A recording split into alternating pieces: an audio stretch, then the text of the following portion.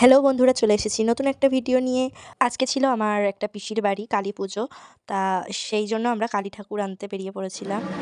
আমাদের মা নবরূপে সেজে উঠেছে, বাড়ি যাওয়ার জন্য পুরো রেডি হয়ে গেছে। এবার আমরা এখান থেকে ঠাকুর ভ্যানে তুলে বাড়ির দিকে রওনা দেব। আমরা বাড়ির সকলে মাকে আনতে গেছিলাম, পিসি, বৌদি, কাকা কাকি সবাই গেছিলাম অনেক মজা করে। সাথে ঢাকিও গেছিলো আমাদের সাথে, কারণ মাকে আনতে যাব ঢাকি থাকবে না সেটা কখনোই সম্ভব নয়।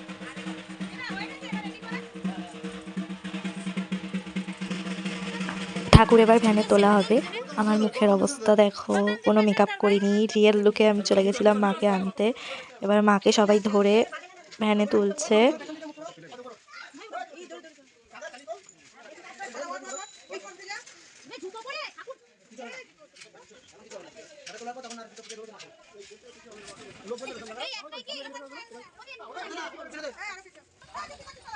মাকে ভ্যানে তোলা হয়ে গেছে। এবার আমরা আস্তে আস্তে ভ্যানে বাকিরা উঠে গেছিলো, আর আমরা টোটো করে গেছিলাম, তাই আমরা টোটোতে উঠে গেলাম। বৌদি দিদিরা সবাই মিলে উঠে বাড়ির দিকে রওনা দিলাম।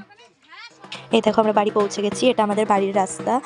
মাকে ঢোকানোর সময় কিছু গাছের জন্য একটুখানি প্রবলেম হচ্ছিল, সেই জন্য আর কি সবাই গাছ ফাছগুলো একটুখানি ঠিক করে, যেহেতু আমাদের রাস্তাটা ছোট তাই জন্য। এবার মাকে সবাই বরণ করে ঘরে তুলবে।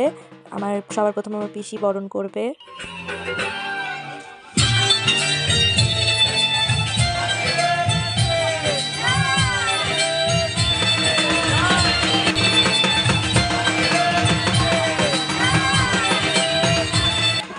এখানে পুজো হবে সেই জায়গাটা এইভাবে সাজানো হয়েছিল, পুরোটা এখনো কমপ্লিট হয়নি।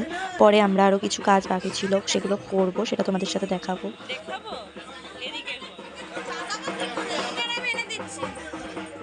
এরপর আমরা ফুলের মালা গাঁথতে বসে গেছিলাম। সন্ধেবেলা কীর্তনের আয়োজন করা হয়েছিল, সেই কীর্তনের জন্য গাঁদা ফুলের মালা গাঁথা হচ্ছিল। আর আমি আর একটা বৌদি মিলে আমরা 108-এর জবা ফুলের মালা গাঁথছিলাম। 4টে 108-এর জবা ফুলের মালা মায়ের জন্য তৈরি করতে হবে।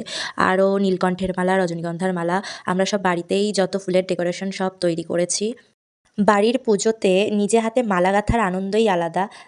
সব কিছু নিজে হাতে করা মানে একটা নিজস্বতাও থাকে, প্লাস একটা আনন্দ। সবাই মিলে বাড়ির সবাই একসাথে কাজ করার মধ্যে যে আনন্দ আছে সেটা মনে হয় আর কোথাও নেই।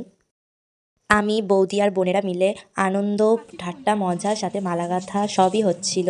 বাড়ির পুজো বলে কথা অবশ্যই। সেই ফাঁকে যতটা ভিডিও করতে পেরেছি সেটা তোমাদের সাথে শেয়ার করেছি।